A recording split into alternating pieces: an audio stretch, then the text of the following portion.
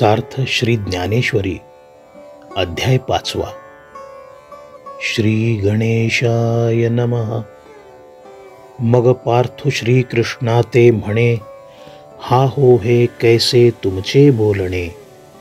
एक होय तरी अंतःकरणे विचारू ये. मागा सकळ कर्माचा संन्यासू, तुम्हीची निरोपला होता बहुवसू. तरी कर्मयोगी केवी अतिरसू, पोखी तसा पुढती. ऐसे द्वयर्थ हे बोलता, आम्हा नेणती यांचिया चित्ता. आपुलिये चाडे श्री अनंता, उमजू नोहे. ऐके एक सारा ते बोधिजे, तरी एक निष्ठची बोलिजे. हे आणिकी काय सांगिजे तुम्हां प्रती. तरी याची लागी तुमते, म्या राऊळासी विनविले होते. जे हा परमार्थ ध्वनिते न बोलावा. परी मागील असो देवा, आता प्रस्तुती उकलू देखावा. सांगे दोहीन माझी बरवा, मार्गू कवण. जो परिणामींचा निर्वाळा, अचुंबित ये फळा. आणि अनुष्ठिता प्रांजळा सावियाची.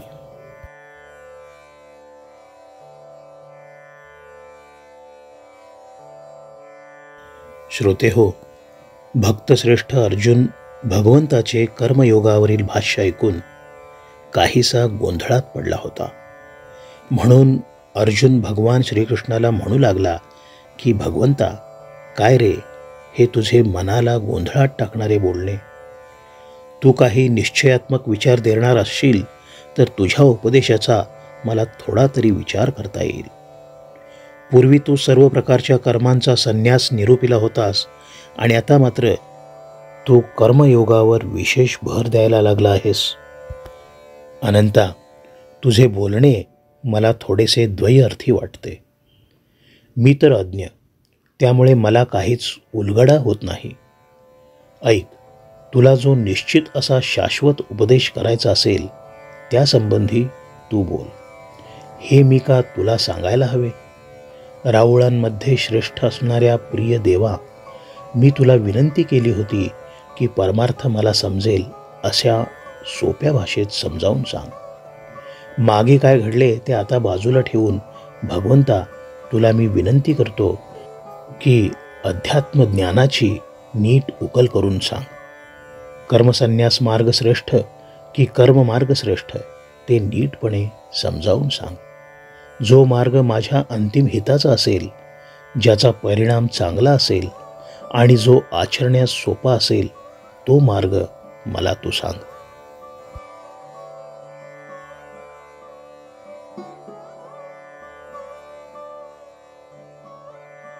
जैसे निद्रेचे सुखन मोडे, आणि मार्ग तरी बहुसाल सांडे. तैसे शोकासना सांगडे, सोहपे होय. येणे अर्जुनाचेनी बोले, देवो मनी रिझले. मग होईल ऐके म्हणितले, संतोषोनिया. देखा कामधेनु ऐसी माये, सदैवा जया होये. तो चंद्रुही परीला हे खेळावया. पाहे पा शंभूची प्रसन्नता, तया उपमन्यूचिया आर्ता. काय क्षीराब्धी दूध भाता, देईचे जिना. तैसा औदार्याचा कुरुठा, कृष्ण आपु जाहलिया सुभटा. का सर्व सुखांचा वसवटा, तोची नोहावा. एथ चमत्कारो कायसा, गोसावी लक्ष्मीकांता ऐसा. आता आपुलिया सवेसा, मागावाकी. म्हणून अर्जुने म्हणितले, ते हासोनी ये रे दिधले. तेची सांगेन बोलिले, काय कृष्णे. भगवंता, एकदा का मेण्यात बसले आणि प्रवासाला सुरुवात झाली की निद्रेचे सुख मनाजोगे खूप मिळते आणि वाटचाल पाहावी तर पुरेशी झालेली असते.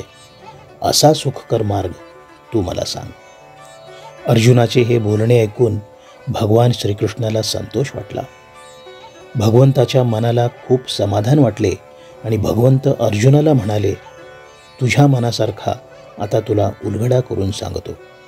श्रोते हो, सुदैवी साधक भक्त जे असतात त्यांना कामधेनूसारखी आई लाभते आणि त्याचा दृश्य परिणाम असा होतो की आकाशातला चंद्रसुद्धा त्यांना खेळायला मिळतो. पार्था, तू एक लक्षात घे की शंभू महादेव उपमन्यूवर प्रसन्न झाले आणि दूध भातासाठी त्याला क्षीरसागर दिला. त्याप्रमाणे औदार्याचे जणू घर असलेला भगवान श्रीकृष्ण, सर्वश्रेष्ठ योद्धा असलेला जो अर्जुन त्याला वश झाला, तर तो भक्तश्रेष्ठ अर्जुन सर्व प्रकारच्या शाश्वत सुखाचे निवासस्थान झाला, तर त्यात आश्चर्य कसले? यामध्ये खरे तर काहीच आश्चर्य नाही की चमत्कार नाही. लक्ष्मीकांतासारखे वैभव समोर ठाकल्यावर श्रोते हो, पार्थाने हवे ते मागून घ्यायला काहीच हरकत नाही. म्हणून तर अर्जुनाने मनातली इच्छा प्रकट केली आणि श्रीहरी त्याच्याशी नेमके काय बोलला ते आता सांगतो. सावध चित्त होऊन ऐका. तो म्हणेगा कुंती सुता, हे संन्यास योग विचारिता, मोक्ष कर तत्वता दोन्हीही होती. तरी जाणा नेणा सकळा, हा कर्मयोग कीर प्रांजळा, जैसी नाव स्त्रिया बाळा तोय तरणी. तैसे सारा सार पाहिजे, तरी सोहपा हाची देखिजे, येणे संन्यास फळ लाहिजे अनायासे. आता याची लागी सांगेन, तुझ संन्यासी याचे चिन्ह, मग सहजे हे अभिन्न जाणसी तू.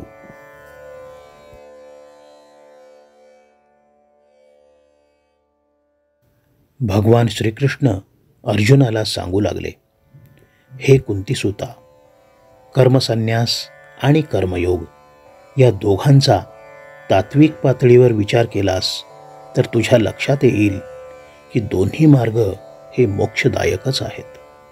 तुला सांगतो ते तू नीटपणे समजून घे. जाणते आणि नेणते दोघांनाही निष्काम कर्मयोग सहजपणे आचरणात आणता येतो. जशी होडी स्त्रिया आणि मुले या दोघांनाही नदीच्या पैलतीरावर नेऊन सोडते, त्याप्रमाणे निष्काम कर्मयोगाच्या सहाय्याने मोक्षाच्या पैलतीरावर सहजपणे पोहोचता येते.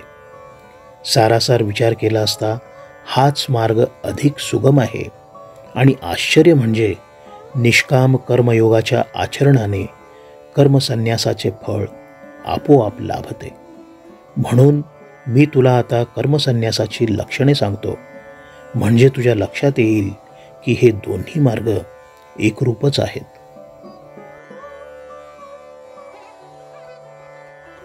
तरी गेली याची सेन करी, न पवता चाड न धरी, जो सुनिश्चळू अंतरी मेरू जैसा. आणि मी माझे ऐसी आठवण, विसरले जयाचे अंतःकरण, पार्था तो संन्यासी जाण निरंतर. जो मने ऐसा जाहला, संगी तोची सांडिला, म्हणून सुखे सुख पावला अखंडित. आता ग्रहाधिक आघवे, ते काही नलगे त्यजावे, जे घेते जाहले स्वभावे निसंग म्हणूनी. देखे अग्नि विझोनी जाये, मग जे राखोंडी केवळ होये, तैते कापुसे गिवसूये जिया परी. तैसा असतेनी उपाधी, ना कळिजे तो कर्मबंधी, जयाची बुद्धी संकल्प नाही. म्हणून कल्पना जय सांडे, तैची गा संन्यासु घडे, या कारणे दोन्ही सांगडे संन्यास योग. हा जो नित्य संन्यासी असतो तो कधी निजवस्तू हरपली तरी त्याचे स्मरण चुकूनही करीत नाही, की हवी असलेली वस्तू प्राप्त झाली नाही तरी तिची इच्छा मनी बाळगत नाही. खरे सांगायचे तर तो अचल अशा मेरू पर्वताप्रमाणे कुठल्याही अवस्थेत अत्यंत स्थिर असतो. त्याच्या अंतःकरणात मी, माझे, मला ही आंदोलने कधीच झोका घेत नाहीत. किंबहुना मीपणाच्या स्मृती त्याच्या लोप पावलेल्या असतात. पार्था, त्याला नित्य संन्यासी म्हणून आपण ओळखावे. सर्व पातळ्यांवर मनाने जो उदास झालेला असतो, त्याला आसक्तीने सोडून दिलेले असते, त्यामुळे तो सुखाचे साम्राज्य उपभोगू शकतो. मुळात मनात सर्व प्रकारची सुखे भोगावीत ही वासना असते, परंतु आसक्तीनेच या नित्य संन्यासी पुरुषाचा संग सोडून दिलेला असतो. त्याचा दृश्य परिणाम काय होतो, तर संन्यासासाठी त्याला घरादाराचा त्याग करावा लागत नाही. एकदा का अग्नी पूर्णपणे विझला की पाठीमागे राख उरते. ही राख मग कापसात देखील लपेटून घेता येते.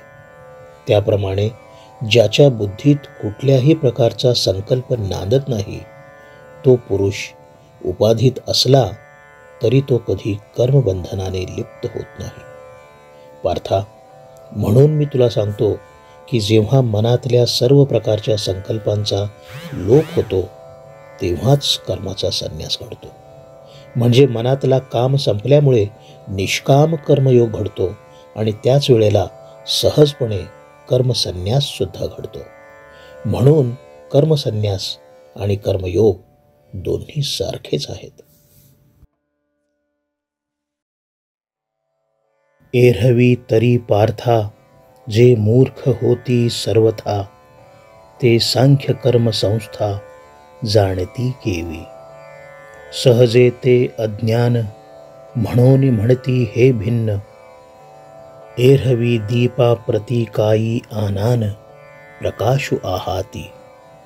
पै सम्यक एके अनुभवे, जिही देखिले तत्व आघवे. ते दोन्ही तेही ऐक्य भावे, मानिती गा.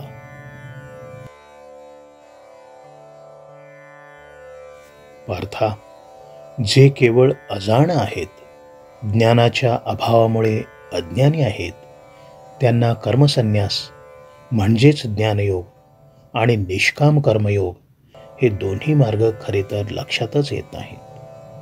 ते केवळ अज्ञानी असल्यामुळे सांख्यांचा ज्ञानयोग आणि निष्काम कर्मयोग हे दोन्ही मार्ग वेगळे आहेत असे मानतात.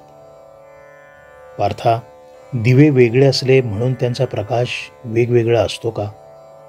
ज्यांनी या दोन्ही मार्गांपैकी एकाचा परिपूर्ण अनुभव घेतला, त्यांना दुसराही मार्ग ऐक्य भावनेने जाणता येतो. आणि सांखी जे पाविजे, तेची योगी गमिजे. म्हणून ऐक्यता दोही ते सहजे या परी. देखे आकाशा आणि अवकाशा, भेदू नाही जैसा. तैसे ऐक्य योग संन्यासा, ओळखे जो. तयासींची जगी पाहले, आपण पे तेणेची देखिले. जया सांख्ययोग जाणवले, भेदे विण. जेथे कर्मसन्यासी पुरुष जाऊन पोहोचतो, त्याच फळाशी कर्मयोगी जाऊन पोहोचतो. मोक्ष हेच दोघांचेही साध्य असते. त्यामुळे कसाही विचार केला तरी दोन्ही मार्गांचे ऐक्य सहजपणे जुळते. आकाश आणि अवकाश ह्यात तत्वतः काहीच भेद नाही. तसे जो पुरुष कर्मसन्यास आणि कर्मयोग या दोघांमधले साम्य ओळखतो, असे पुरुष जे असतात त्यांना कर्मसन्यास आणि कर्मयोग यांची भेदा वाचून जाणीव होते. त्यांच्यासाठी या विश्वात ज्ञानाचा प्रकाश लख्ख उजळून आला. अशा पुरुषांनी आत्मस्वरूप प्रत्यक्ष अनुभवले हे लक्षात घे. जो युक्तिपंथे पार्था, चढे मोक्ष पर्वता. तो महासुखाचा निमथा वहिला पावे. येरा योग स्थिती जया सांडे. तो वायाची गा हव्यासी पडे. परिप्राप्ती कही न घडे, संन्यासाची. पार्था, जो योगी पुरुष निष्काम कर्मयोगाच्या सहाय्याने अत्यंत दुर्गम अशा मोक्षपर्वतावर सहजपणे चढून जातो, तो परमानंदाचे अत्युच्च शिखर त्वरेने गाठतो. परंतु ज्या पुरुषाचा निष्काम कर्मयोगाचा आश्रय सुटतो, जो कर्मयोगापासून वंचित होतो, तो व्यर्थपणे मोक्षमार्गाचा प्रवास करीत राहतो. कर्मसन्यासातून लाभणारा मोक्षाचा परमानंद त्याला कधीच लाभत नाही. जेणे भ्रांती पासून हिरतले, गुरुवाक्ये मन धुतले, मग आत्मस्वरूपी घातले हारोनिया. जैसे समुद्री लवण न पडे, तव वेगळे अल्प आवडे, मग होय सिंधूची एवढे. मिळे तेव्हा तैसे संकल्पोनी काढिले, जयाचे मनची चैतन्य जाहले, तेणे एकदेशीये परिव्यापिले लोकत्रय.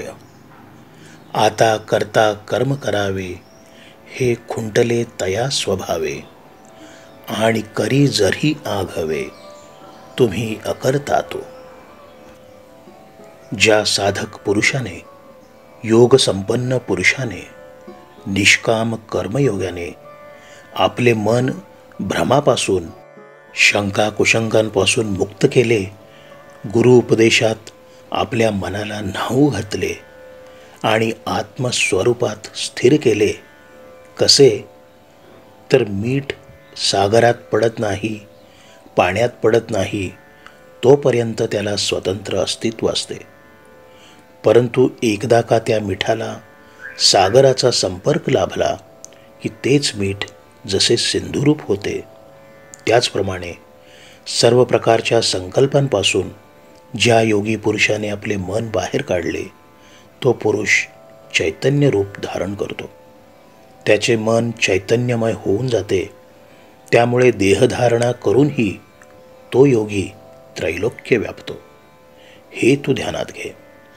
त्याचा दृश्य परिणाम असा होतो की कर्ता, कर्म आणि क्रिया असा मानवी देहाला व्यापून असलेला त्याचा व्यवहार संपुष्टात येतो. त्याने कर्मे केली तरी तो अकर्ताच राहतो.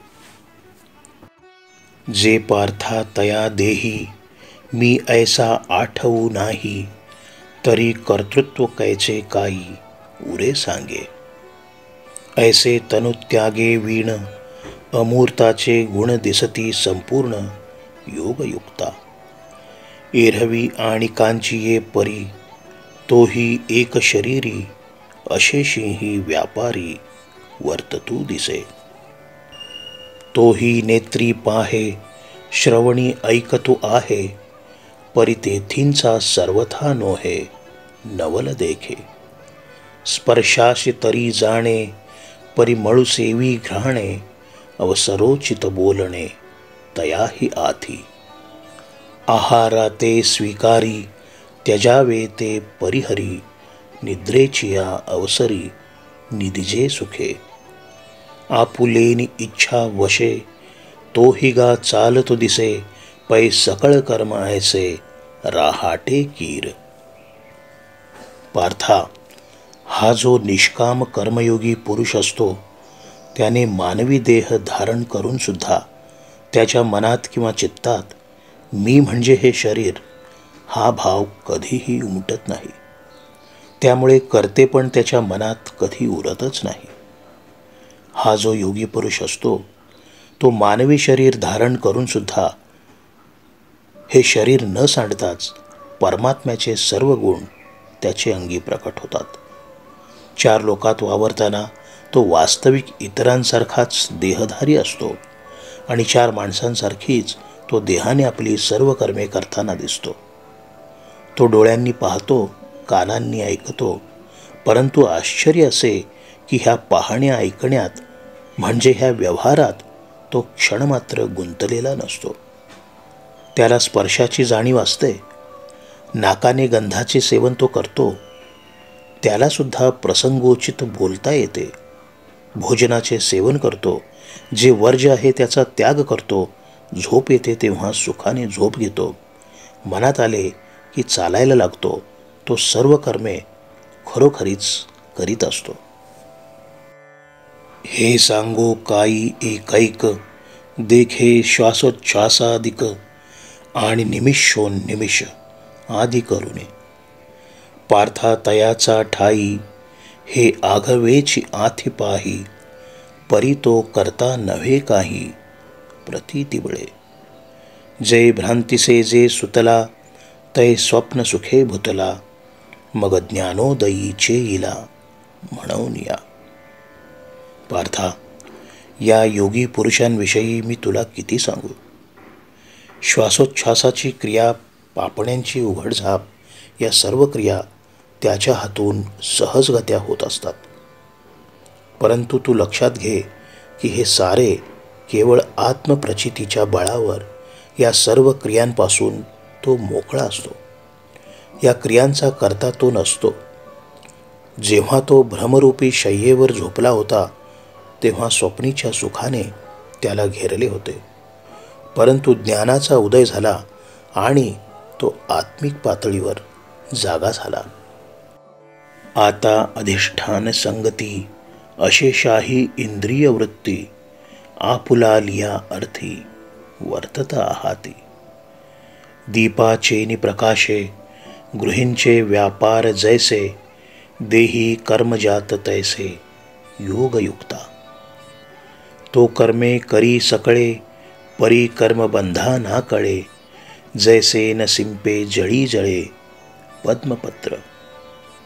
पार्था, योगी पुरुष चैतन्याशी मनाने एकरूप झाल्याने, चैतन्याच्या संपर्कात राहिल्यामुळे यांची सर्व इंद्रिये आपापल्या विषयांशी निगडीत राहून आपला व्यवहार करीत राहतात.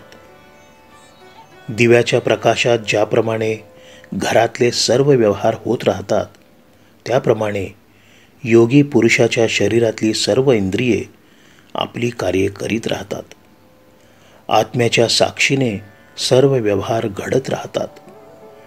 कमळाचे पान पाण्यात तरंगत असूनही त्यावर पाण्याचा एक थेंब रेंगाळत नाही की कमलपत्र त्या पाण्याने कधी भिजत नाही, त्याप्रमाणे सर्व कर्मे करूनही हा योगी पुरुष कर्मबंधनात कधीही अडकत नाही.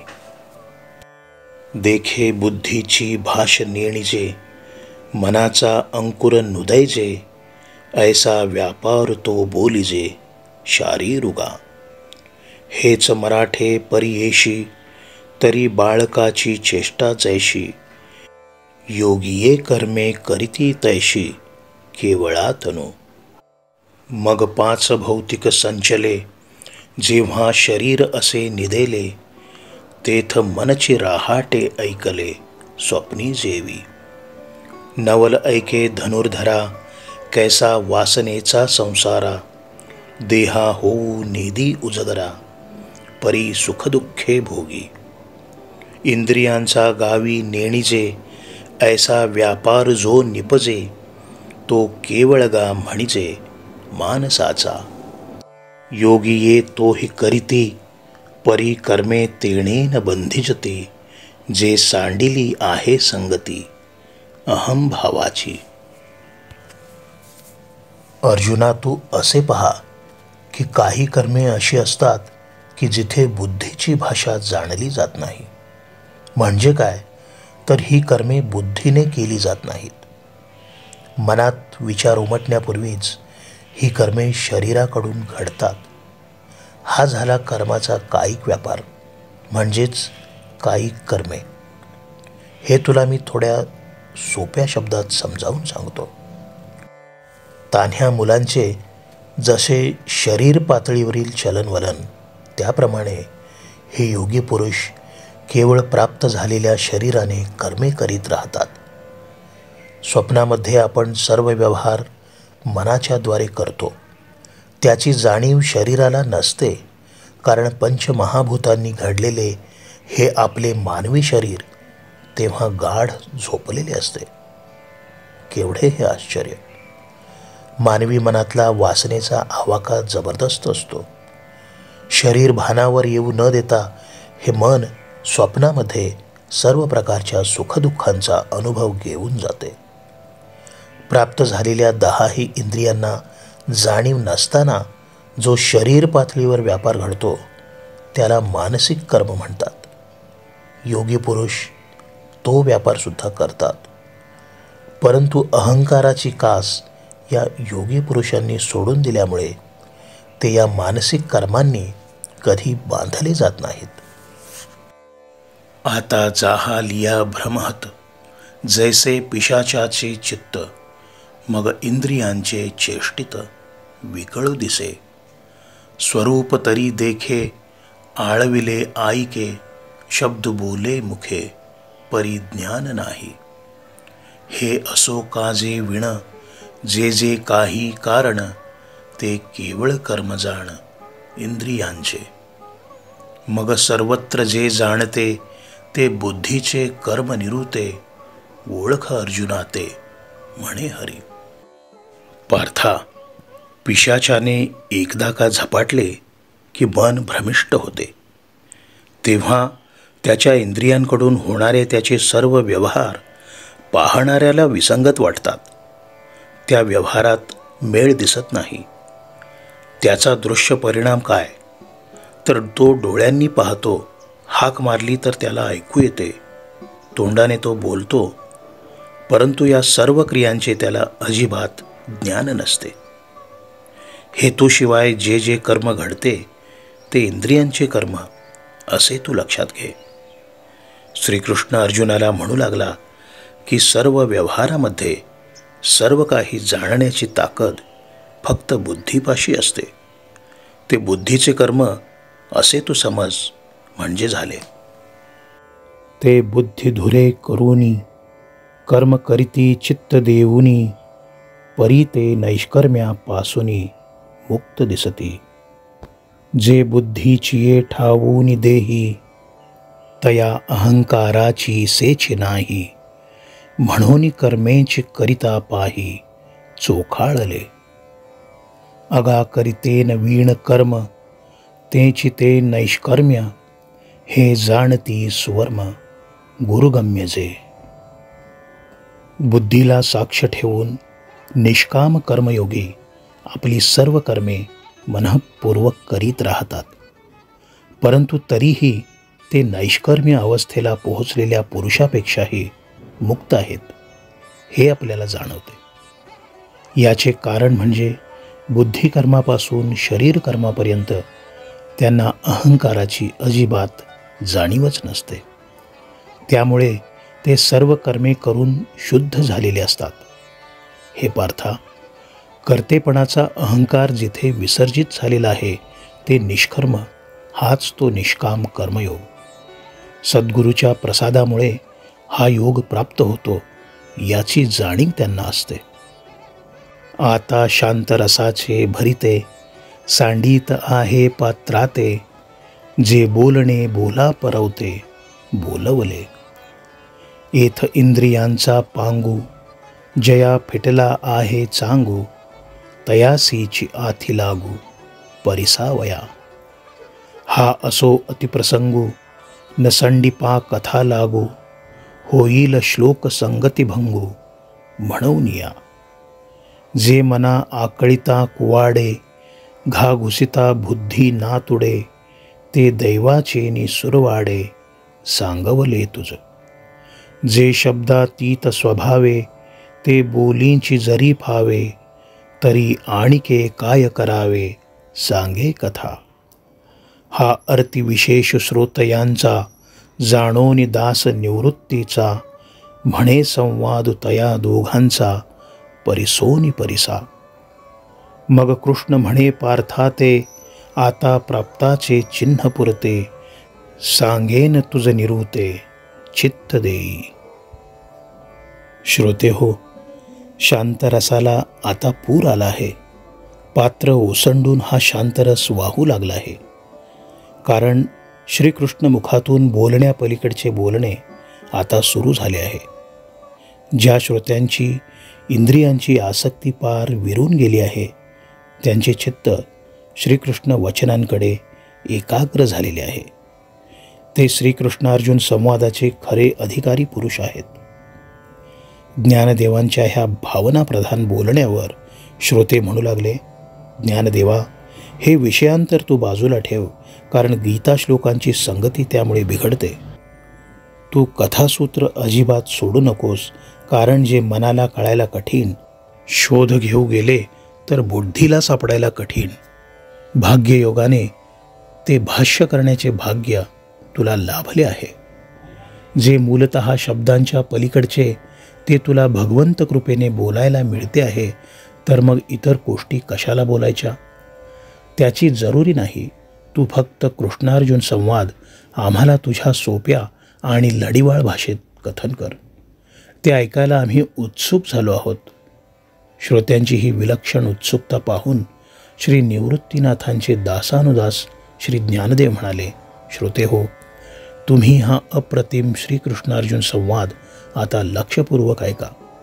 मग श्रीकृष्ण अर्जुनाला म्हणाला, माझ्या बोलण्याकडे ध्यान देऊन ऐक. ज्याला परब्रह्माचा प्रत्यक्ष अनुभव मिळाला आहे त्या पुरुषाची सगळी लक्षणे सांगतो. तरी आत्मयोगे आथिला, जो कर्मफळांशी विटला, तो घर रिघोनी वरिला, शांती जगी. येरु कर्म बंधे किरीटी, अभिलाषाचिया गाठी, कळासला खुंटी, फळभोगाचा.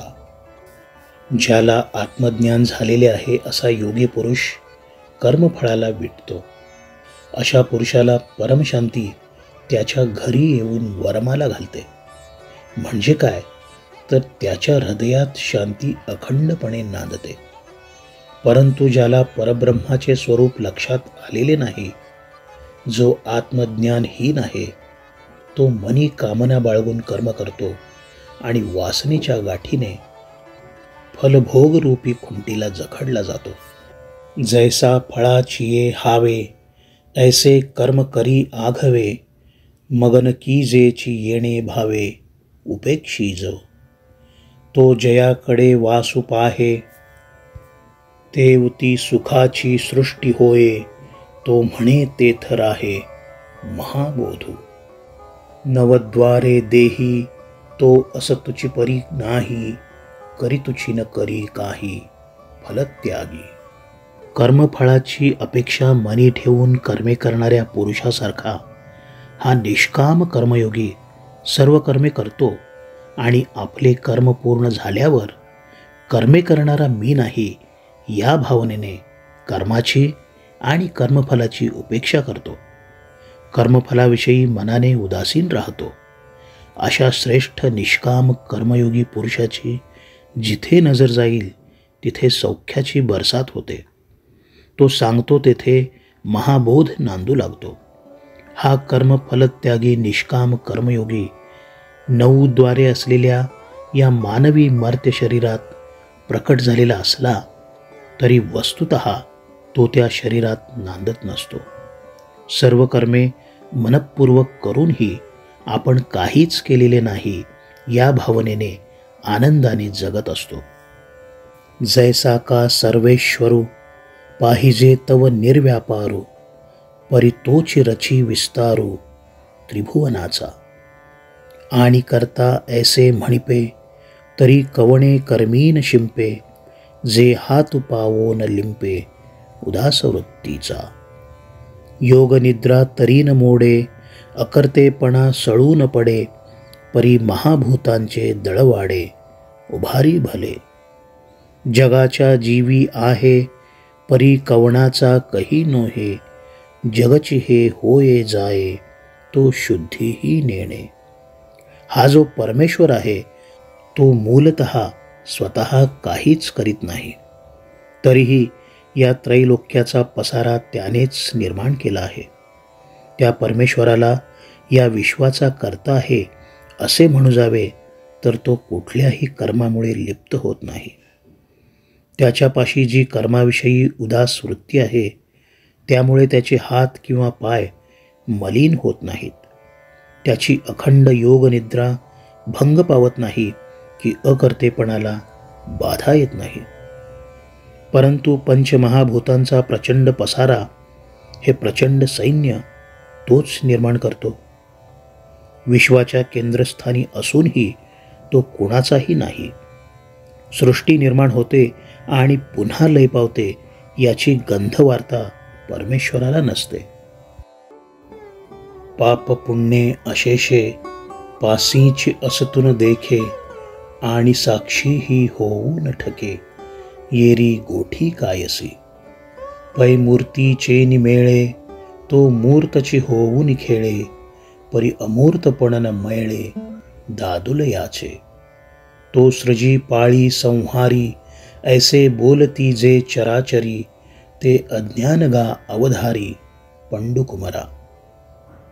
पार्था, परमेश्वर सर्वांच्या अगदी निकट असतो, परंतु कोणाच्याही पापपुण्यांचा तो हिशोब ठेवत नाही. इतकेच काय, तर त्या पापपुण्यांकडे तो ढोंकूनही बघत नाही. तो साक्षीभूत असतो असे जे आपल्याला वाटते ते सुद्धा खरे नाही, कारण तो या पापपुण्याचा साक्षीसुद्धा नसतो. तर मग इतर गोष्टी मी तुला काय सांगाव्यात? मूलतः परमेश्वर निर्गुण निराकार, फक्त तो मूर्त आकार घेऊन देहाच्या आश्रयाने क्रीडा करतो. परंतु या समर्थ परमेश्वराचे अमूर्तपण किंचितही मलिन होत नाही. तू हे लक्षात घे की विश्वाची निर्मिती त्याने केली, पालनही तोच करतो, संहारही तोच करतो, असे जे बोलले जाते ते केवळ अज्ञान आहे. ते अज्ञान जय समूळ तुटे, तै भ्रांतीचे मसैरे फिटे, मग अकर्तृत्व प्रगटे ईश्वराचे. एथ ईश्वरु एकु अकर्ता, ऐसे मानले जरी चित्ता, तरी तोची मी हे स्वभावता, आधीची आहे. ऐसे निविवेके उदो चित्ती, तयासी भेदु कैचा त्रिजगती, देखे आपुलिया प्रतीती, जगचे मुक्त. जैशी पूर्व दिशेचा रावळी, उदयाची सूर्ये दिवाळी, की येरी ही दिशा तियेची काळी, काळीमा नाही. जेव्हा मानवी मनातील अज्ञान संपुष्टात येते, तेव्हा भ्रमाची काजळी नष्ट होते, मोह संपुष्टात येतो. तेव्हा परमेश्वर हा अकर्ता आहे याची तीव्र जाणीव होते. ईश्वर अकर्ता आहे याचे ज्ञान एकदा का झाले, मनाला ते पूर्णपणे पटले की मीच ईश्वर आहे हे तुझ्या ध्यानात येईल. मी कालातीत आहे याचे ज्ञान तुला होईल. चित्तामध्ये या ज्ञानाचा उदय एकदा का झाला की मग अशा ज्ञानी पुरुषांना त्रैलोक्यात कुठेही भेद जाणवणार नाही. या आत्मज्ञानाने हे विश्व मुक्त आहे हे तो समजून घेईल. सूर्यामुळे पूर्व दिशेला प्रकाशाची दिवाळी साजरी होते आणि इतर अंधार भारल्या दिशासुद्धा त्या क्षणी उजळून निघतात हे तू ध्यानात घे. बुद्धिनिश्चये आत्मज्ञान, ब्रह्मरूप भावी आपणा आपण, ब्रह्मनिष्ठा राखे पूर्ण, तत्परायण अहर्निशी. ऐसे व्यापक ज्ञान भले, जयांची या हृदया ते गिवसत आले, तयांची समता दृष्टी बोले, विशेषू काही. एक आपण पाची जैसे, ते देखती विश्व तैसे, हे बोलणे कायसे, नवलू एथ.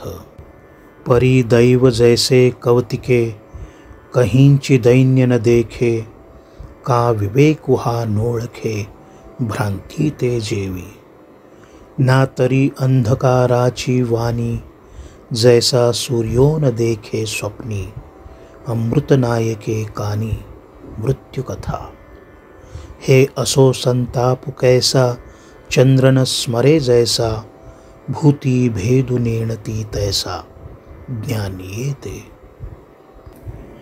निष्काम कर्मयोगाशी बुद्धी एकदा का निश्चयात्मक पातळीवर स्थिर झाली आणि आत्मज्ञान झाले, आपण ब्रह्मरूप झालो आहोत हा निश्चल भाव मनी एकदा का ठसला, रात्रंदिवस ब्रह्मतत्वात लीन झाले की असे महान व्यापक ज्ञान ज्यांच्या हृदयाचा शोध घेत आले, अशा साक्षात्कारी पुरुषाच्या समदृष्टीचे कोणत्या श्रेष्ठ शब्दांनी वर्णन करू सांगू पार्था. असे हे आत्मज्ञानी पुरुष स्वतःमध्ये जसा ब्रह्मभाव प्रत्यक्ष अनुभवतात तसाच ते विश्वामध्ये अनुभवतात. यात आश्चर्य कसले. परंतु तुला मी एक सांगतो, सुदैव जसे स्वतःला बाजूला सारून गमतीने दारिद्र्याला पाहणार नाही, विवेक जसा भ्रमाला अजिबात ओळखत नाही किंवा सूर्य स्वप्नात सुद्धा अंधार अनुभवू शकत नाही, अमृताला जसे मृत्यूकथा म्हणजे काय ते ठाऊक नाही, तीव्र दाह म्हणजे काय हे जसे पूर्णचंद्राला आठवत सुद्धा नाही, त्याप्रमाणे ज्ञानी पुरुषाला भूतमात्रांमध्ये भिन्नत्व जाणवत नाही. मग हा मशकू हा गजू की हा श्वपचू हा द्विजू, पैल इतरू हा आत्मजो, हे उरेल के ना तरी हे धेनु हे श्वान, एक गुरु एक हीन, हे असो कैचे स्वप्न जागतया, एथ भेदु तरी की देखावा, जरी अहंभाव उरला होवावा, तो आधीची नाही आघवा, आता विषमुकाई. एकदा का चित्तात समदृष्टी दाटून आली की हे चिलीट हा हत्ती, हा चांडाळ हा ब्राह्मण, हा कोणी तिराईत हा माझा मुलगा, हा भेद उरतच नाही. किंवा ही गाय हा कुत्रा, हा एक श्रेष्ठ हा कनिष्ठ, हे वेगळेपण मनी कधी ठसतच नाही. तुला मी सांगतो, जो जागा आहे त्याला स्वप्न कसले रे पडणार. जर अहंभावनेने जगणेच उरले नाही तर हा भेद कुठला. ज्यांच्यापाशी हा अहंभाव नांदतो आहे त्यांना हे भेद जाणवतात. हा अहंकार आणि अहंभाव एकदा का नष्ट झाले की द्वैतच संपते. म्हणून सर्वत्र सदा सम, ते आपणची अद्वय ब्रह्म, हे संपूर्ण जाणे वर्म समदृष्टीचे. जिही विषय संगुन सांडिता, इंद्रियातेन दंडिता, परिभोगिली निसंगता कामे विण. जिही लोकांचे नि आधारे, लौकिकेची व्यापारे, परिसांडिले निदसुरे लौकिकु हे. जैसा जना माझी खेचरू, अस तुची जना नोहे गोचरू, तैसा शरीरी तो परी संसारू, नोळखे तयाते. हे असो पवनाचे निमेळे, जैसे जळींची जळ लोळे, ते आणिके म्हणती वेगळे कल्लोळ हे. तैसे नामरूप तयाचे, एरहवी ब्रह्मचितोसाचे, मनसाम्या आले जयाचे सर्वत्र गा. ऐसे निसमदृष्टी जो होये, तया पुरुषा लक्षण ही आहे, अर्जुना संक्षेपे सांगेन पाहे अच्युत म्हणे. ज्याच्यापाशी समदृष्टी नांदते आहे त्याला हे निश्चितपणे ठाऊक असते की सर्वत्र निरंतर समत्वाने राहणारे हे एकमेवाद्वितीय ब्रह्म आहे आणि हा अद्वय भाव तो स्वतः झाला आहे हे त्याला ठाऊक झालेले असते. याचा सोपा अर्थ असा की परब्रह्म सर्वत्र आहे या भावनेने तो समष्टीकडे समदृष्टीने पाहतो. त्याच्या मनात त्यामुळे कुठल्याही प्रकारचे द्वैत डोकावत नाही. इंद्रियांवर कसलीही बंधने न घालता किंवा त्यांच्यावर कसलेही नियंत्रण न ठेवता, विषयासक्ती न सोडता निरीच्छपणे विषयांचा भोग घेतो. लोकांमध्ये राहून लोकांप्रमाणे व्यवहार करून लौकिक क्रिया करतात, परंतु लोकांपाशी दाट काळोखासारखा वेढलेला जो अज्ञानाचा विषमदृष्टीचा अंधार असतो त्याचा तो त्याग करतो. पिशाच जसे लोकांमध्ये वावरते, परंतु पिशाचाचा वावर लोकांना जसा कळत नाही, त्याप्रमाणे हे आत्मज्ञानी योगी पुरुष मानवी शरीर धारण करून लोकात वावरत असतात, परंतु प्रापंचिक माणूस त्यांना कधी ओळखत नाही. पार्था, तुला एक सांगतो, वाऱ्याच्या संगतीने पाण्यावरच तरंगाचे जसे कल्लोळ उठतात, परंतु लोक मात्र त्यांना लाटा म्हणतात. तसे ज्या पुरुषाचे मन आणि चित्त सर्वांच्या ठायी सम झाले, मग त्यांचे नाव आणि रूप वेगळे के असेना, त्यांना ब्रह्म म्हणूनच ओळखावे. भगवान श्रीकृष्ण अर्जुनाला म्हणाले, पार्था, असा जो समदृष्टी असलेला पुरुष, त्याची लक्षणे तुला थोडक्यात सांगतो. तरी मृगजळाचे निपुरे, जैसे न लोटिजे का गिरीवरे, तैसा शुभाशुभी न विकरे, पातला जो.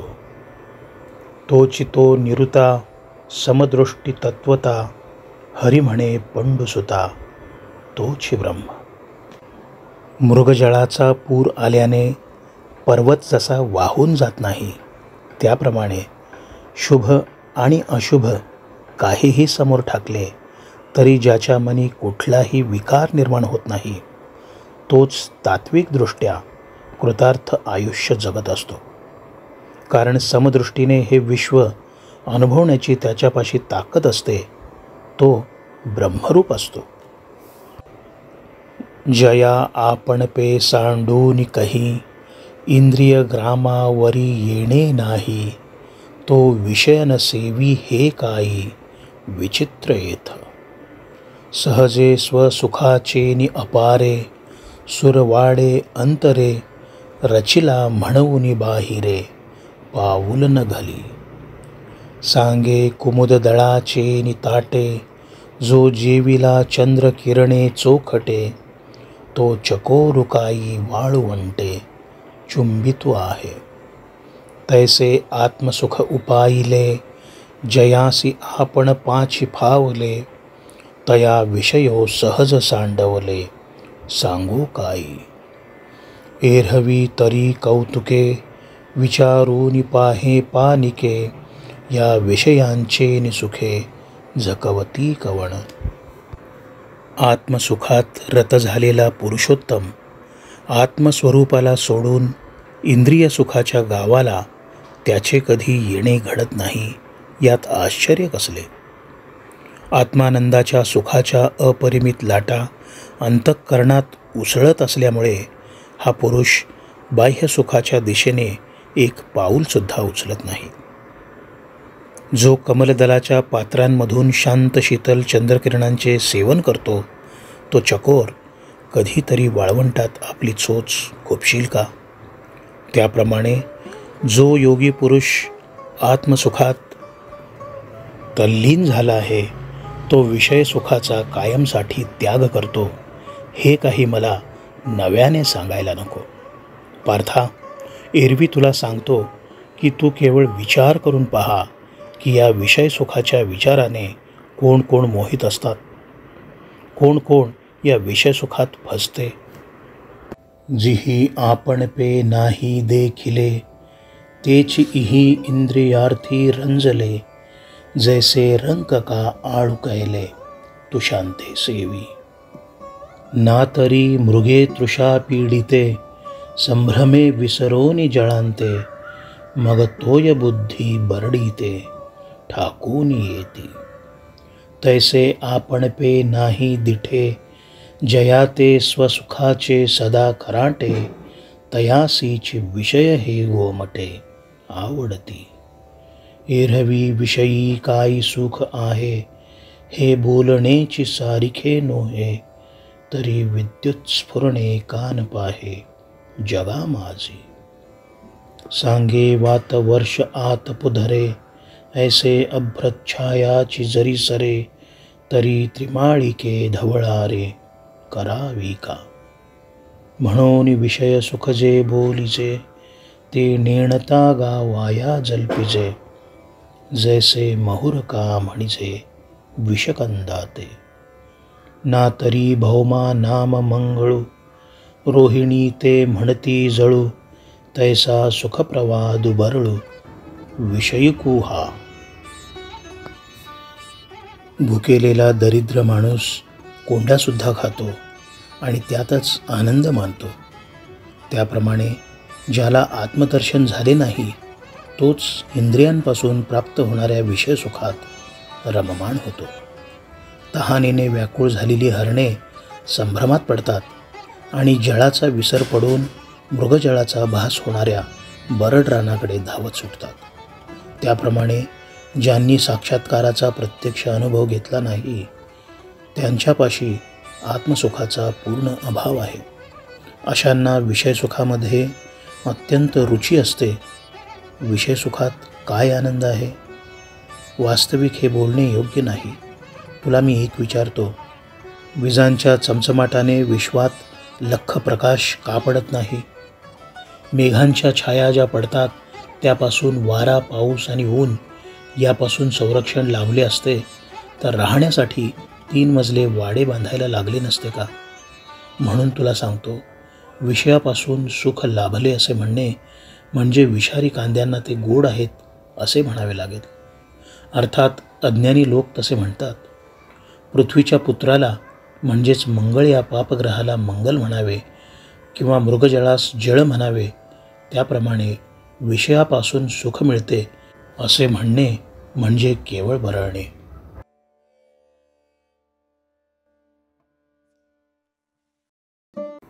हे असो आघवी बोली, सांगपा सर्पफणीची सावली, ते शीतल होईल केतुली मूषकासी.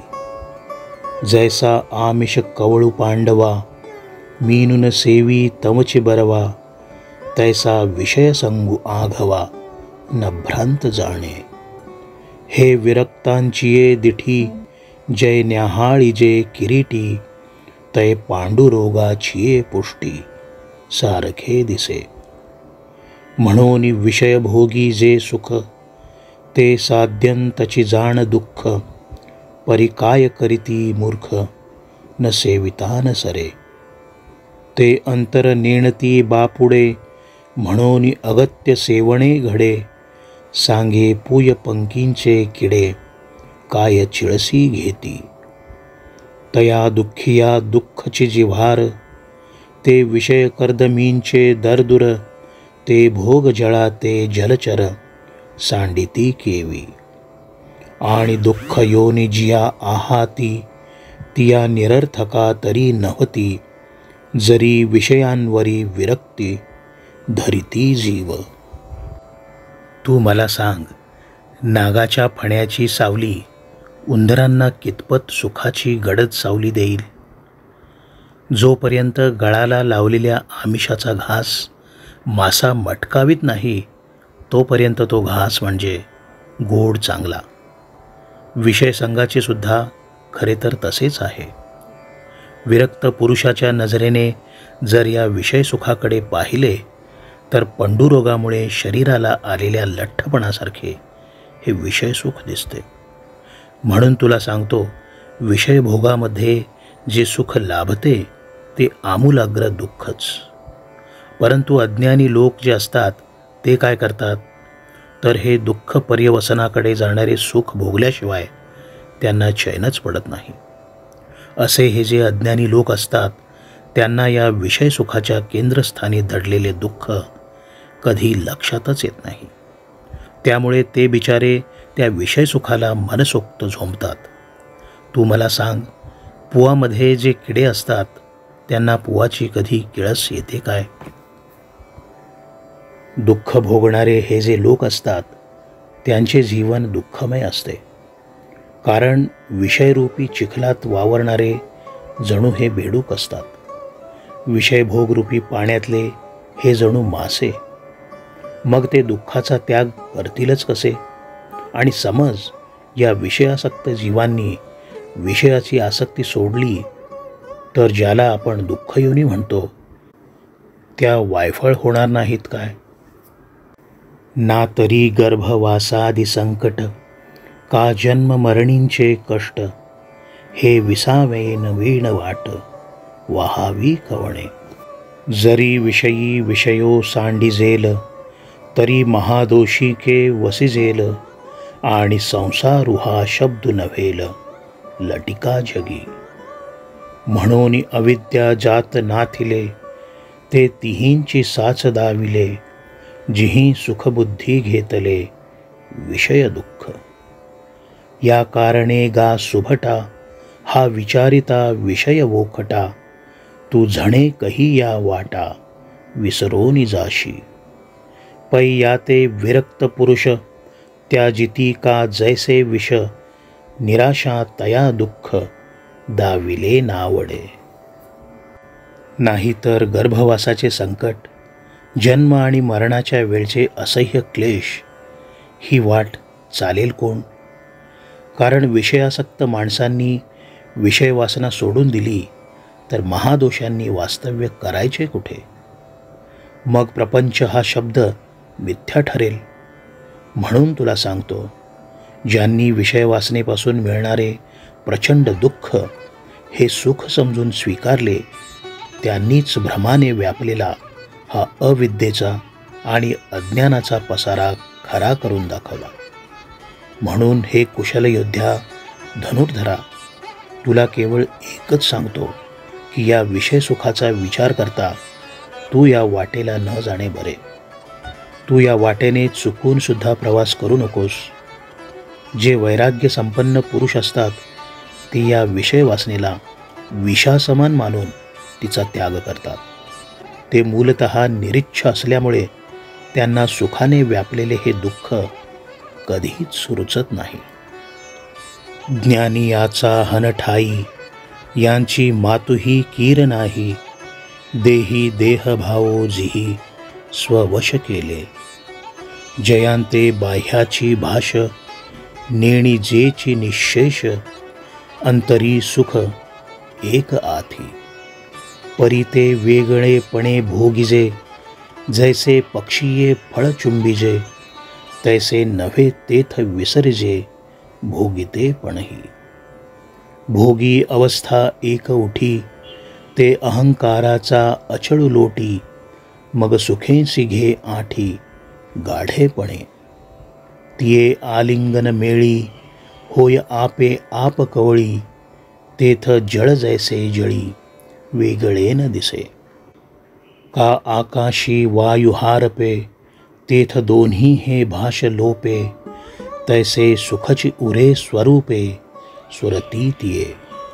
ऐशी द्वैताची भाष जाय, मग म्हणो जरी एकची होय, तरी तेथ साक्षी कवणू आहे, जाणते जे. पार्था, तुला सांगतो की ज्यांनी देहाचा आश्रय करूनही मनासहित इंद्रियांना जिंकून घेतले, विषय वासनेवर पूर्ण काबू मिळवला, त्या आत्मज्ञानी योगी पुरुषांच्या ठायी दुःख पर्यवसायी सुखाची गंध वार्ता देखील नसते. अशा या योगी पुरुषांना बाह्य सुखाची सुखद भाषा ठाऊक नसल्यामुळे केवळ आंतरिक आत्मसुख ते प्रत्यक्षात अनुभवत असतात. या योगी पुरुषांची सुख भोगायची पद्धती खूप वेगळी असते. पक्षी जसे फळ चाखतो तसे हे सुख कधी अनुभवत नाहीत, तर आत्मसुखाचा अनुभव घेताना हे पुरुष भोगतेपण पूर्णपणे विसरून जातात. इतके की याला सुख म्हणतात हे त्यांच्या ध्यानातच कधी येत नाही. या आत्मसुखाची भोगण्याची तऱ्हा खूप वेगळी असते. या सुखभोगामध्ये एक स्थिती अशी येते की वाटेत येणारा मीपणाचा अहंकाराचा पर्वत ती उलथून टाकते. त्यानंतर योगी पुरुष त्या आत्मसुखाला गाढ मिठी मारतो. पाण्यात पाणी जसे कधी वेगळे भासत नाही, त्याप्रमाणे या गाढ आलिंगनाच्या वेळी आपलीच आपल्याला मिठी पडते. किंवा आकाशात वारा जेव्हा विरून जातो त्यावेळी द्वैत शिल्लकच राहत नाही, त्याप्रमाणे ह्या निर्भर सुखात केवळ सुखच शिल्लक राहते. अशा प्रकारे द्वैताची भाषा संपुष्टात येते, एकत्वाने सारे काही शिल्लक राहते. त्या स्थितीला मग कोण साक्षीदार असणार पार्था? म्हणून असो हे आघवे, एथ न बोलणे काय बोलावे, ते खुणची पावेल स्वभावे, आत्मा राम. जे ऐसेनी सुखे मातले, आपण पाची आपण गुंतले, ते मी जाणे निखिळ वोतले, सामरस्याचे.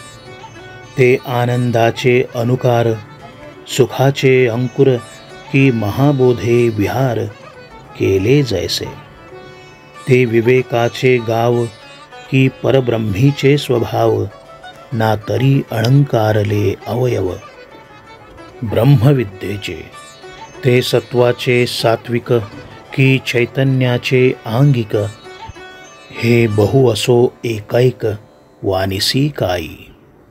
तू संतस्तवनी रतसी, तरी कथेची सेन करिसी. की निराळी बोल देखसी सनागर. परितो रसातिशयो मुकुळी, मग ग्रंथार्थ दीप उजळी. करी साधू हृदय राऊळी, मंगळ उखा. पार्था, हे माझे बोलणे तू समजून घे, कारण जे मूलतः न बोलण्याजोगे ते मी बोलावे तरी कसे. तुला सांगतो, आत्मस्वरूपाच्या ठिकाणी रममाण झालेला पुरुषच मी सांगितलेली आत्मानंदाची खूण समजू शकेल. जे अशा सुखात मस्तपणे जगत राहतात, आत्म्याच्या ठिकाणी रममाण होतात, ते जणू ब्रह्मरूप निखळ पुतळेच आहेत. हे आत्मानंदी पुरुष म्हणजे आनंदाची प्रतिबिंबे असतात. सुखाला जणू अंकुर फुटावेत तसे त्यांचे रूप असते. किंवा असे म्हणू की ब्रह्मज्ञानाने आपल्या निवासासाठी या पुरुषोत्तमांच्या रूपाने अप्रतिम लेणी रचली आहेत. हे आत्मज्ञानी पुरुष म्हणजे आत्मानात्म विवेकाची जणू प्रशस्त नगरे आहेत. किंवा हे मानवी रूप म्हणजे परब्रह्माचा मूर्त स्वभाव आहे. किंवा तू असे म्हण की अध्यात्मशास्त्राचे हे पुरुष म्हणजे अलंकृत अवयव आहेत. ते सत्वगुणाचे सत्व आहेत, चैतन्याचे जणू अंग आहे. ज्ञानदेव आत्मज्ञानी सत्पुरुषाचे वर्णन करण्यात एवढे दंग झाले की सद्गुरू निवृत्तीनाथ त्यांना म्हणू लागले, अरे ज्ञानदेवा, तुझे हे वर्णन आता तू पुरे कर. या आत्मज्ञानी पुरुषांच्या वर्णनात दंग होताना किती उपमा देतोस रे तू. तू जेव्हा संतांच्या स्तुतीमध्ये हरपून जातोस तेव्हा तुझे मूळ कथेकडे दुर्लक्ष होते. तू बोलतोस अतिसुंदर, परंतु महाभारतातील श्रीकृष्ण संवादी गीता कथा श्रोत्यांपासून खूप दूर राहते. श्रोते गीता भाष्य ऐकायला आले आहेत. आता तू हा कैवल्य रसाचा संत गुणांचा पूर आवर्ता घे आणि ग्रंथार्थ रूप दिवा पुन्हा प्रकाशित कर. साधू पुरुषांची हृदये हीच खरे तर मंदिरे आहेत. त्या मंदिरात मंगल उशेचा आता ज्ञानमय प्रकाश उजळू दे. ऐसा गुरुचा उवालिया, निवृत्तीदासासी पातला. मग तो म्हणे श्रीकृष्ण बोलिला, तेची आईगा. अर्जुना अनंत सुखाचा डोही, एक सरा तळुची घेतला जिही. मग स्थिरावून तेही तेची जाहले. अथवा आत्मप्रकाशे चोखे, जो आपण पेच विश्व देखे. तो देहेची परब्रह्म सुखे मानू येईल. जे साचो कारे परम, नाते अक्षर निस्सीम. जिये गावीचे निष्काम, अधिकारिये. जे महर्षी वाटले, विरक्ता भागा फिटले. जे निस्संशया पिकले निरंतर. सद्गुरू श्री निवृत्तीनाथांचा प्रेमभारला आदेश ज्ञानदेवांना समजला. त्यांनी सद्गुरूंना साष्टांग नमस्कार घातला. पुन्हा आसनावर बसले आणि श्रोत्यांना उद्देशून म्हणाले, भगवान श्रीकृष्ण अर्जुनाला काय म्हणाला ते आता ऐकावे. श्रीकृष्ण अर्जुनाला म्हणाले, पार्था, ब्रह्मस्वरूप झालेल्या ज्या ज्येष्ठ पुरुषांनी आत्मसुखाच्या खोल डोहात उडी मारून सर्वोत्तम सुखाचा शाश्वत तळ गाठला, ते पुरुष तेथेच स्थिर होऊन सुखरूप अवस्था प्रत्यक्षात भोगू लागले. किंवा तुला आणखी एक सांगतो की विशुद्ध आत्मप्रकाशाने आपल्याच ठायी संपूर्ण विश्वाला पाहतो, आपल्या हृदयात संपूर्ण विश्वाला सामावून घेतो. तो देहधारी पुरुष ब्रह्मावस्थेत पोचला असे तू खुशाल समज. जे पुरुषोत्तम खरोखर श्रेष्ठ अविनाशी अमर्याद तत्त्वज्ञानाने भारलेले आहेत, ते पुरुष ज्या गावात राहतात तेथले ते निस्पृह अधिकारी म्हणून ओळखले जातात.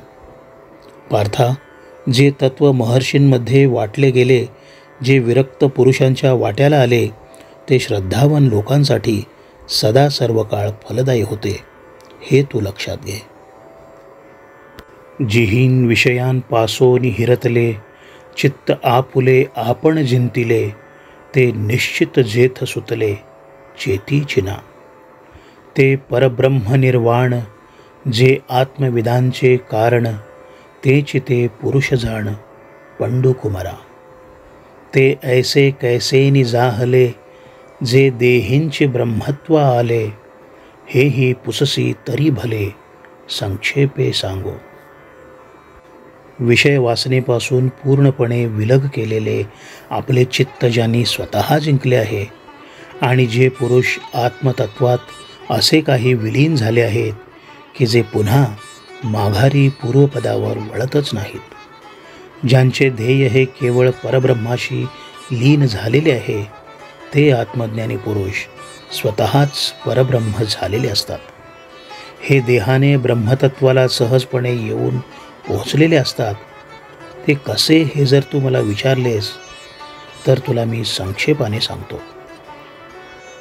तरी वैराग्याचेनी आधारे, जिही विषय दौडूनी बाहिरे, शरीरी एकंदरे केले मन. सहजे तिही संधी भेटी, जेथ भ्रूपल्लवा पडे गाठी, तेथ पाठीमोरी दिठी पारखोनिया. सांडूनी दक्षिण वाम, प्राणापान समचित्तेंसी व्योम, गामिये करती. तेथ जैसी रथोदके सकळे, घेऊनी गंगा समुद्री मिळे, मग एकैक वेगळे निवडू नये. तैसी वासनांतराची विवंचना, मग आपैसी पारुखे अर्जुना. जे वेळी गगनी लयो मना, पवने कीजे. जेथ हे संसार चित्र उमटे, तो मनोरूप पटू फाटे. जैसे सरोवर आटे, मग प्रतिमा नाही. तैसे मनपण एथ मुदल जाये, मग अहंभावादिक के आहे. म्हणून शरीरेंचे ब्रह्म होये, अनुभवितो. या योगी पुरुषांनी वैराग्याचा आश्रय घेऊन विषय वासनेला अक्षरशः बाहेर घालवून मनाला शरीरात एकाग्र करून टाकले. इडा, पिंगला आणि सुषुम्ना या 3 नाड्या जिथे एकत्र भेटतात आणि जिथे भुवयांची टोके एकमेकास भेटतात, त्या ठिकाणी दृष्टी स्थिर करून दृष्टीला भुवयांच्या दिशेने माघारी वळवतात. उजवी नाकपुडी जी पिंगला आणि डावी नाकपुडी जी इडा, त्यामधून प्राण आणि अपान वायू त्यांचे सुषुम्नेत ऐक्य करून चित्तासह ते आकाशाच्या दिशेने नेतात.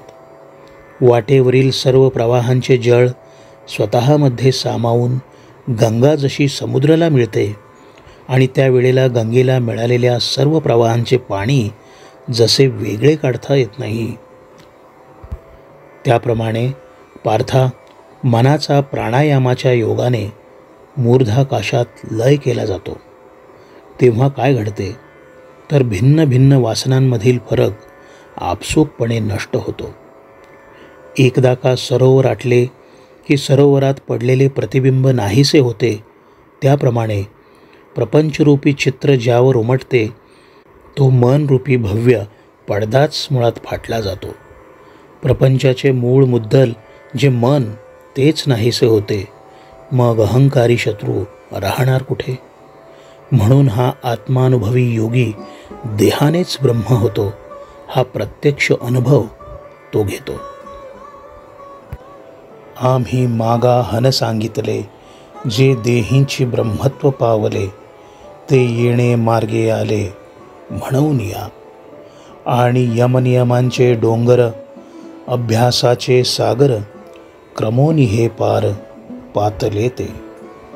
तिही आपण पे करोनी निर्लेप, प्रपंचाचे घेतले माप, मग साचा चेंच रूप होऊन ठेले.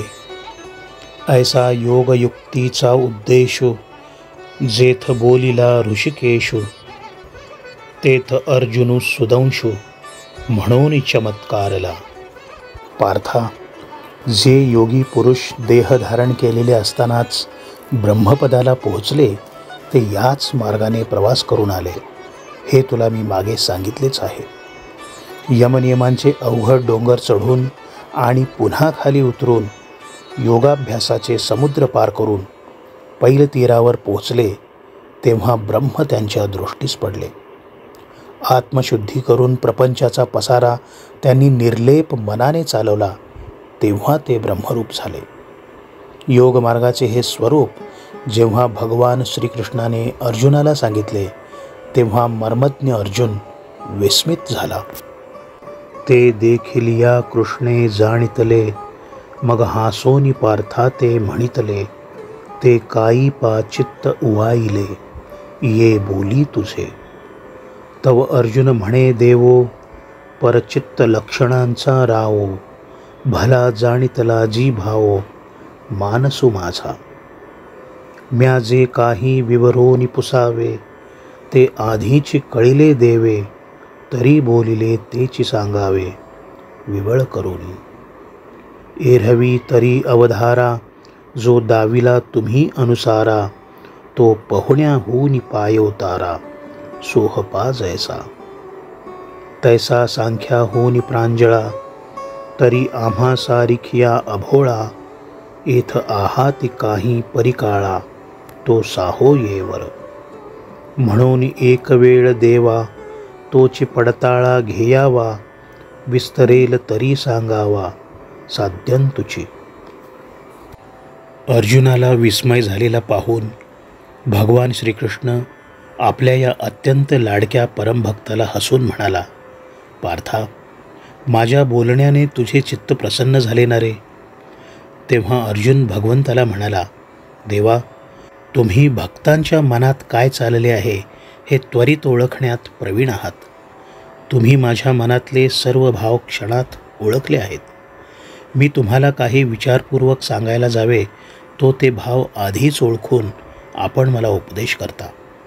तुम्ही आता जे बोललात तेच विस्तारपूर्वक सांगा ना.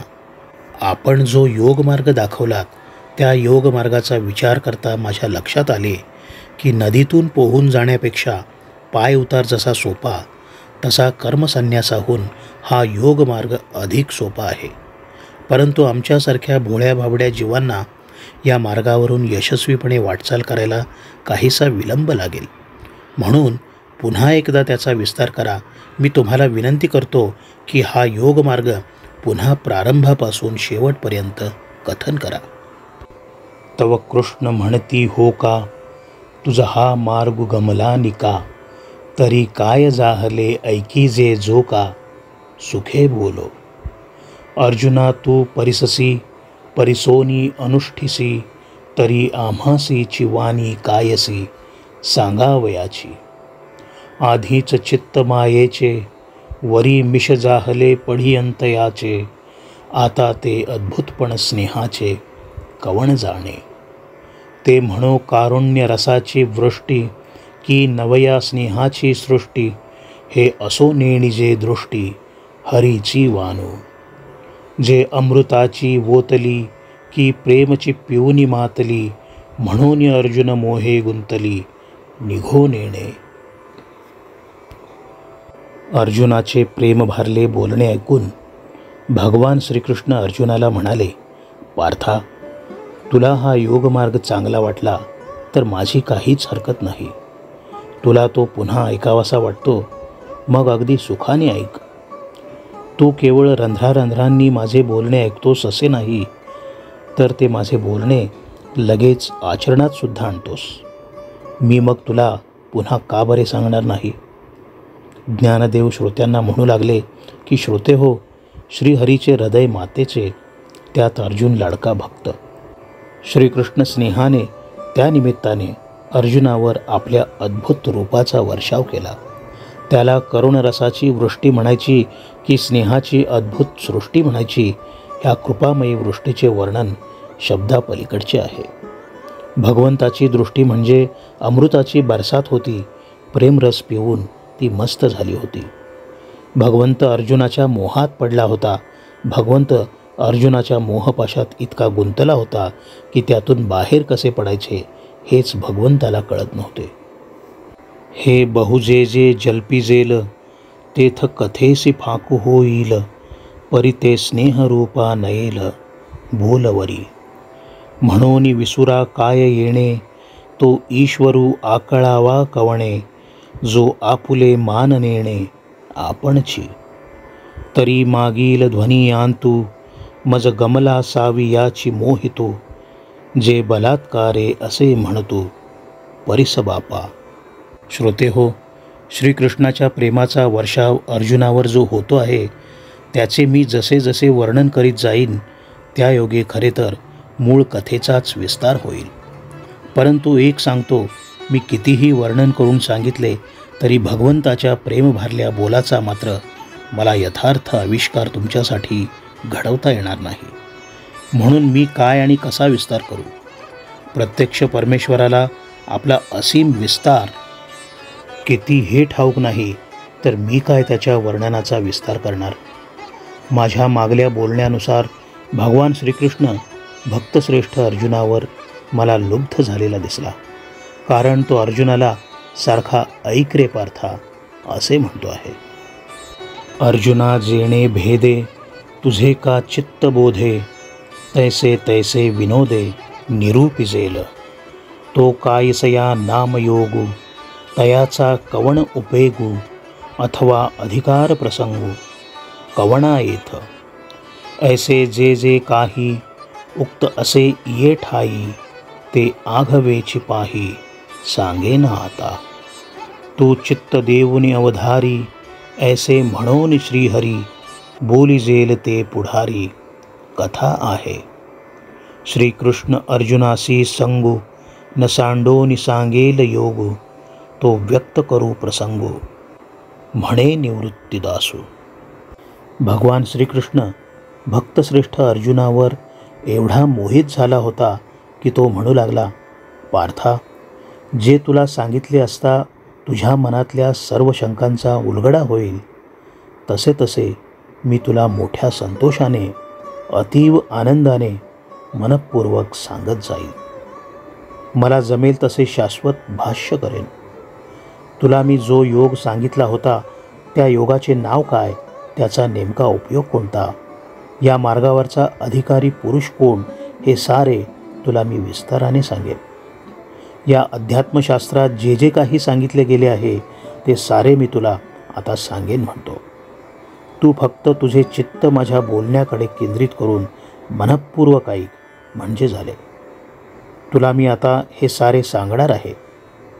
श्रोते हो, मी सद्गुरू श्री निवृत्तीनाथांचा दास हे सारे सांगताना एक काळजी घेणार आहे की भगवान श्रीकृष्ण आणि भक्तश्रेष्ठ अर्जुन या दोघांमधला ऐक्यभाव जो आहे त्यात बाधा येणार नाही. मी तुम्हाला आता अष्टांग योगाचा विचार स्पष्ट करून सांगणार आहे. सार्थ श्री ज्ञानेश्वरी 5वा अध्याय समाप्त.